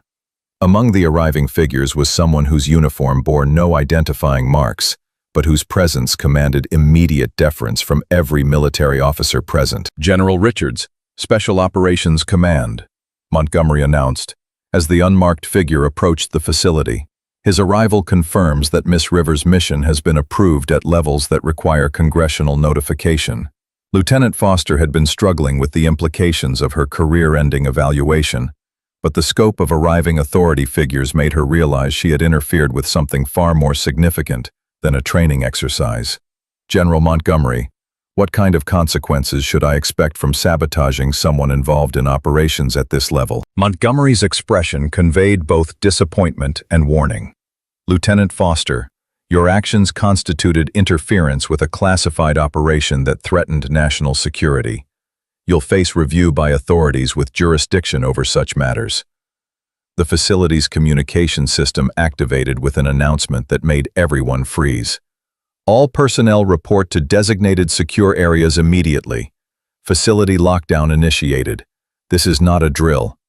The lockdown protocols transformed the training facility into something resembling a forward operating base. Security teams established perimeters that isolated the area from external observation, while communication systems implemented encryption that prevented electronic surveillance. Tyler found himself in a secure holding area with other personnel whose presence during the evaluation required controlled access until security reviews could be completed. Sergeant Rivers, what happens to people who accidentally get involved in classified operations? Rivers considered the question carefully. Son, sometimes ordinary people witness extraordinary events. How those situations are handled depends on the discretion shown by the witnesses and the security implications of their knowledge. Through reinforced windows, they could observe continuing arrivals of personnel and equipment that suggested preparation for operations extending far beyond the local facility. Mobile command centers were being established, while communication arrays deployed systems that looked more appropriate for combat zones than training ranges. Dr. Coleman was reviewing her medical observations when a thought occurred to her that made her stomach clench. Sergeant Rivers, the individual we knew as Miss Rivers, when she was evaluating this facility, was she also evaluating us as potential security risks? Rivers nodded slowly. Ma'am, someone with her level of training would automatically assess everyone she encountered for potential threats, useful capabilities, and security vulnerabilities. We were all being evaluated from the moment she arrived. The implications were sobering. Every interaction, every comment, every demonstration of character had been observed and analyzed by someone whose assessment could influence their future military careers and security clearances. Captain Stone joined their conversation, his usual confidence replaced by growing anxiety about the consequences of his assumptions. If that's true, then my immediate dismissal of her capabilities and credentials was documented by someone with authority to affect my career progression. Captain Stone, Rivers replied diplomatically. Your conduct will speak for itself in whatever reports are generated from this evaluation. The secure area's communication system activated with an announcement that made everyone stand. Attention all personnel. Prepare for briefing by Operational Command Authority. Classification level top secret. Unauthorized disclosure will result in prosecution under the Espionage Act. Major General Walsh entered the secure area, accompanied by Colonel Mitchell and several officers whose ribbons told stories of operations in the world's most dangerous locations. The assembled group snapped to attention, recognizing the gravity of whatever information was about to be shared. At ease, Walsh commanded. What I'm about to share with you represents one of the most sensitive operations currently being conducted by United States forces. Your presence during Miss Rivers' evaluation has resulted in your inadvertent exposure to classified information that requires your understanding of the stakes involved. A projection system displayed satellite imagery that showed facilities in 3 different countries. The images revealed infrastructure that suggested coordination between entities that should have been operating independently. Intelligence analysis has identified a coalition of state and non-state actors who have developed capabilities that threaten the stability of entire regions. Their coordination represents a level of cooperation that conventional diplomatic and military responses cannot address effectively. Tyler raised his hand hesitantly. Ma'am, what kind of capabilities are we talking about? Walsh exchanged glances with Mitchell before responding. Sergeant Mason, the coalition has gained access to technologies and materials that could be used to create weapons of mass destruction. Their intentions include targeting civilian populations in ways that would trigger international conflicts. The scope of the threat was becoming clear. This wasn't about routine military operations or conventional conflict. This was about preventing catastrophic attacks that could destabilize global security. Miss Rivers' mission involves infiltrating this coalition and neutralizing their capabilities before they can be deployed. The operation requires someone who can function independently, without official support or conventional backup. Dr. Coleman's medical background made her focus on different aspects of the situation. Ma'am, what kind of physical and psychological preparation does someone need for missions operating at this level of isolation and risk? Dr. Coleman, Miss Rivers has undergone conditioning that enables her to function effectively under circumstances that would incapacitate most military personnel. Her preparation includes training in resistance to torture, psychological manipulation, and chemical agents that might be used against her. Master Sergeant Rivers had been quietly processing the implications of the briefing, but now spoke up with obvious concern. Ma'am, if Miss Rivers is deploying alone against a coalition with access to WMD materials, what kind of extraction capabilities are being maintained for emergency situations? Walsh's pause before answering conveyed more than her words. Sergeant Rivers, the nature of this mission requires operational independence that precludes conventional extraction protocols.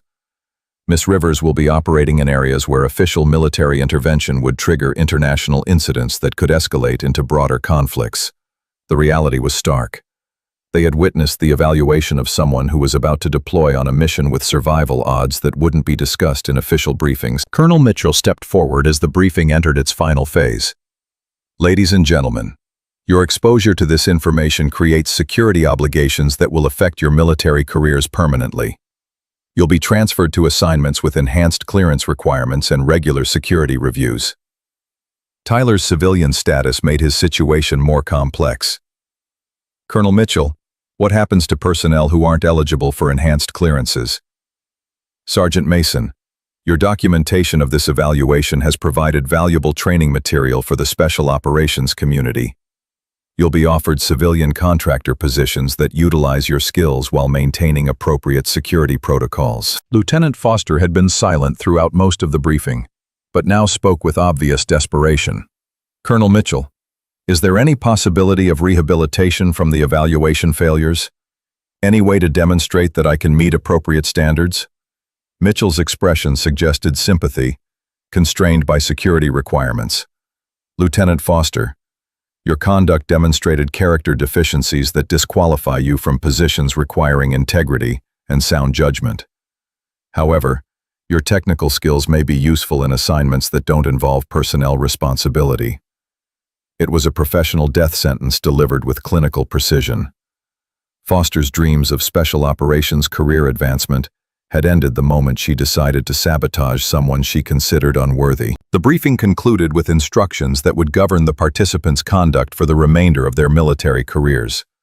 They had been exposed to information that connected them permanently to operations that officially didn't exist.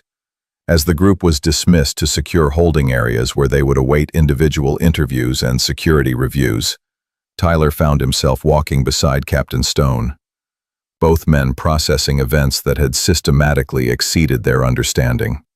"Captain Stone," Tyler said quietly, "when I started that live stream yesterday, I thought I was documenting some amateur getting humiliated by professionals.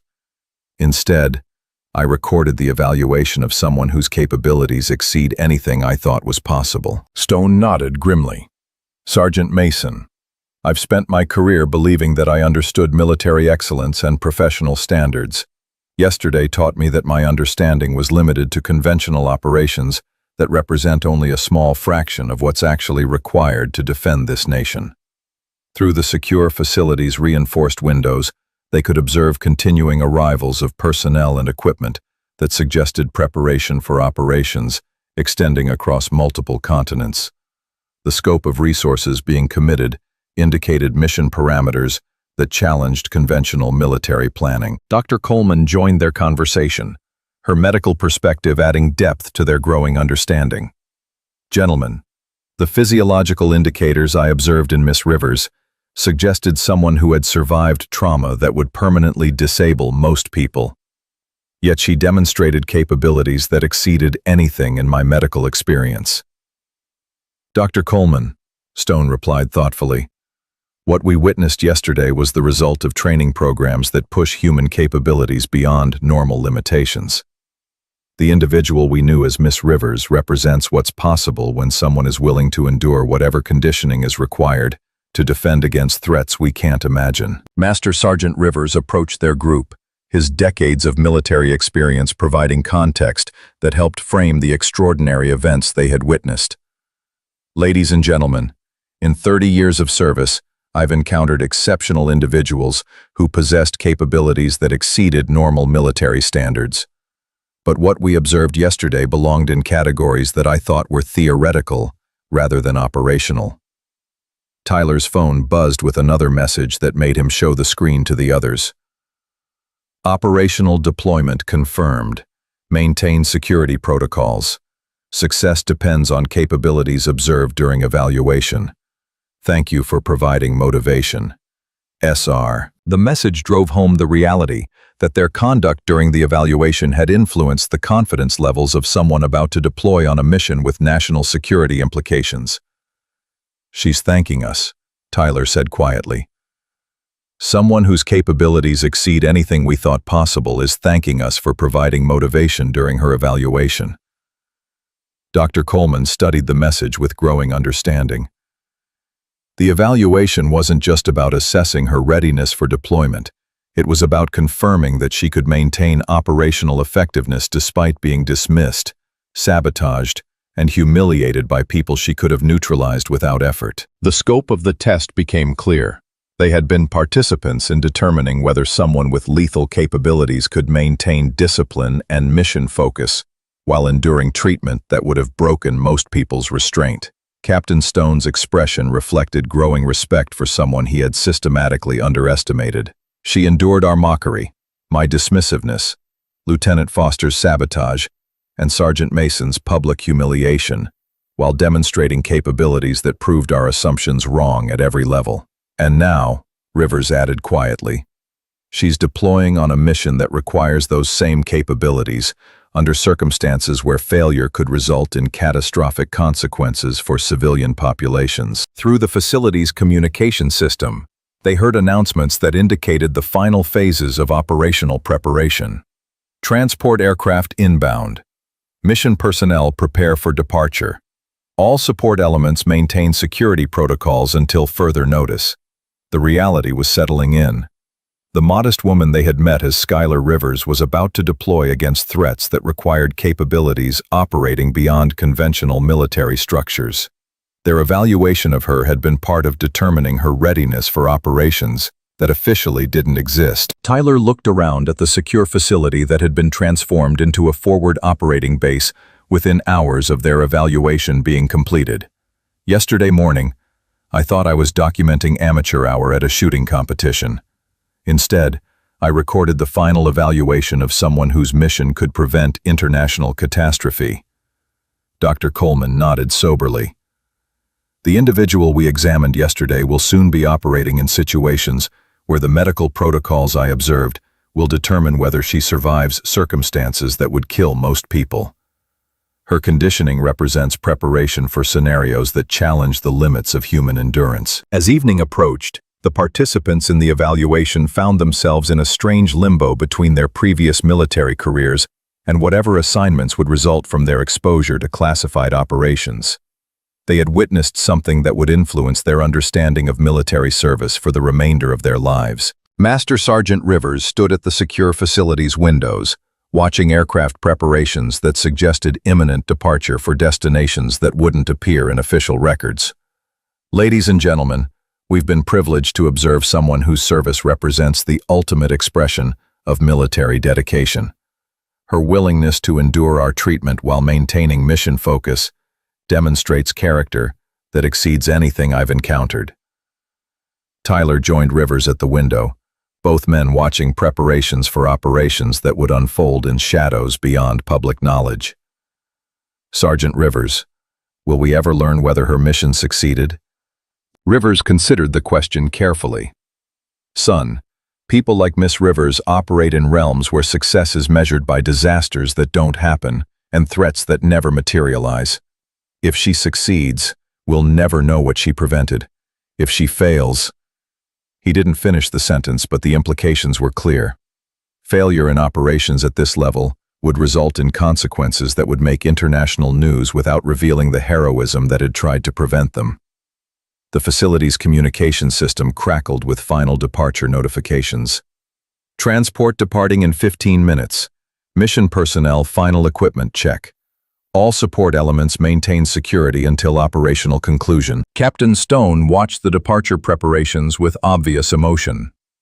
Yesterday, I treated someone with contempt because she didn't meet my expectations for professional appearance and conventional qualifications. Tonight, she's deploying on a mission that could prevent international catastrophe. Lieutenant Foster had been silent throughout most of the evening, processing the career consequences of her sabotage attempts. Now she spoke with obvious regret. I tried to make her fail because I resented someone I thought was taking shortcuts to achievements I'd earned through years of dedication. Instead, I interfered with the evaluation of someone whose qualifications exceeded anything I'll ever achieve. Dr. Coleman reviewed her medical notes one final time, understanding that her observations had contributed to determining the readiness of someone whose mission would test every aspect of her conditioning. The individual I examined yesterday has survived trauma that would permanently disable most people, yet demonstrated capabilities that exceeded normal human limitations. Her deployment represents the culmination of preparation that most people couldn't endure. As transport aircraft engines began their final power-up sequences, the participants in the evaluation realized they were witnessing the conclusion of something far more significant than a training exercise. They had observed the evaluation and activation of someone whose capabilities operated at the intersection of human potential and national security requirements. Tyler's phone buzzed with one final message. Evaluation complete. Mission commencing. Remember that strength often wears humble disguises. Thank you for the reminder that assumptions can be more dangerous than any physical threat. Stay safe. Raven 7. The call sign revealed another layer of classification that connected their evaluation to operations that spanned decades of military history. Raven 7 wasn't just an operator. She was part of a legacy that had protected national interests through capabilities that officially didn't exist. Master Sergeant Rivers watched the transport aircraft taxi toward departure runways that would launch someone into missions that challenged the limits of human capability. Ladies and gentlemen, we've witnessed something that will influence our understanding of service, sacrifice, and the price of freedom for the remainder of our lives. As the aircraft disappeared into darkness toward destinations that wouldn't appear in official records, the participants found themselves changed by exposure to realities that operated beyond their previous understanding. They had learned that true strength often wore humble disguises, that assumptions could be more dangerous than any physical threat, and that some people willingly endured impossible missions to protect freedoms that most Americans took for granted. The advanced military education and legal consultation services required for classified operations demanded specialized expertise that civilian institutions couldn't provide. Professional development programs designed specifically for elite special operations personnel included comprehensive legal training, advanced tactical instruction, and classified protocol management. These exclusive educational frameworks prepared operatives for the complex legal and operational challenges they would face during sensitive missions, where standard training would be completely insufficient for the sophisticated requirements of modern warfare. The following morning brought official notifications that would reshape the careers of everyone who had participated in the evaluation. Tyler received orders for civilian contractor positions that would utilize his documentation skills while maintaining appropriate security protocols. Captain Stone was transferred to assignments that recognized his technical competence while addressing his judgment failures. Master Sergeant Rivers found himself selected for advanced positions that would benefit from his demonstrated ability to recognize exceptional capability, regardless of appearances. Lieutenant Foster faced the harshest consequences, transferred to duties that removed her from positions requiring integrity and personnel responsibility. Her technical skills would be utilized, but her advancement opportunities had been permanently constrained by choices that revealed character deficiencies incompatible with special operations requirements. Dr. Coleman received assignments that would expand her exposure to medical protocols operating at the intersection of military medicine and classified operations. Her observations during the evaluation had demonstrated analytical capabilities that could contribute to programs supporting personnel with extraordinary mission requirements. Range Master Davis found his facility designated for enhanced security protocols that reflected its use for evaluating personnel with capabilities that exceeded conventional military standards. The evaluation had demonstrated deficiencies in recognition and security procedures that would be addressed through systematic improvements. In the weeks that followed, subtle changes in global news patterns suggested that threats which had been developing in various regions were being addressed through means that didn't generate public attention.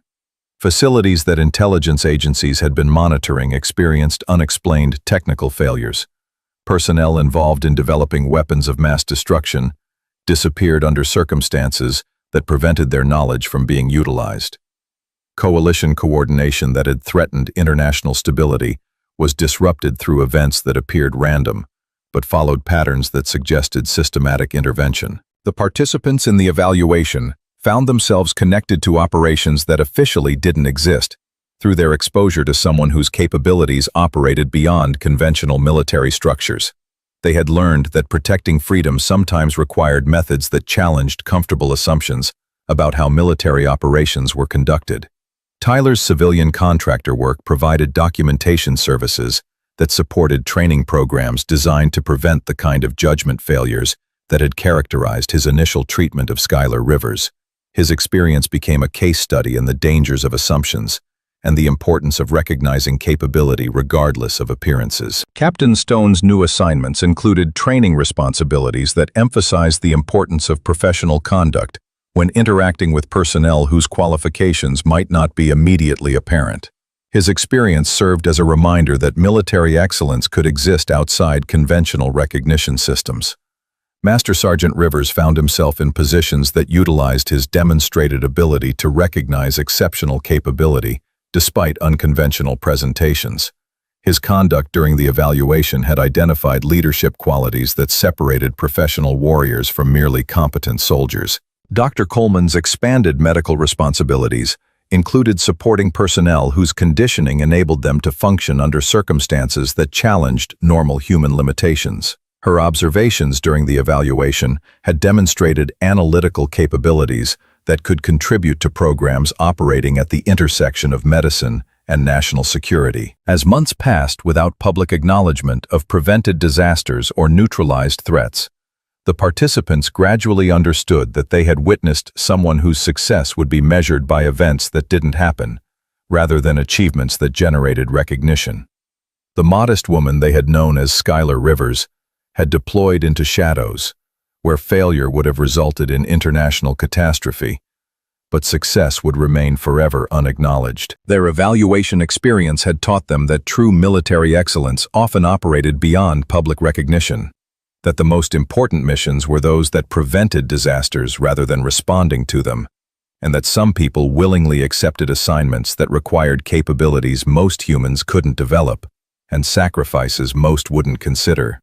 The participants carried these lessons throughout their subsequent military careers, sharing them with younger personnel who needed to understand that strength often wore humble disguises, and that assumptions about capability could be more dangerous than any physical threat they might encounter in their service to the nation. In quiet moments, they sometimes wondered about the missions that continued to unfold in shadows beyond public knowledge, conducted by individuals whose capabilities operated at the intersection of human potential and national security requirements.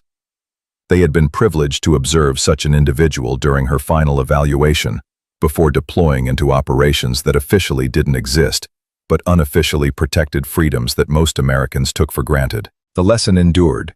Real warriors didn't need to advertise their capabilities. True strength often appeared in unexpected forms, and the most dangerous assumptions were those that led people to underestimate those who had volunteered to stand between civilian populations and threats that challenged the limits of human imagination. Years later, when news reports mentioned international crises that had been averted through diplomatic means or terrorist threats that had been neutralized through intelligence cooperation, the participants sometimes wondered whether they were witnessing the public face of operations that had been conducted by individuals with capabilities like those they had observed during that evaluation. They would never know for certain, but they carried the knowledge that somewhere in the shadows, people with extraordinary capabilities continued to accept impossible missions to protect freedoms that most citizens would never realize had been threatened. The evaluation had ended, but the mission continued, conducted by individuals whose strength wore humble disguises and whose success would be measured by disasters that never materialized, rather than recognition that would never come. In the end, they had learned the most important lesson of military service, that the greatest heroes were often those whose stories would never be told, whose sacrifices would never be acknowledged, and whose capabilities would remain forever underestimated by those who measured strength by its willingness to advertise itself, rather than its willingness to serve in silence.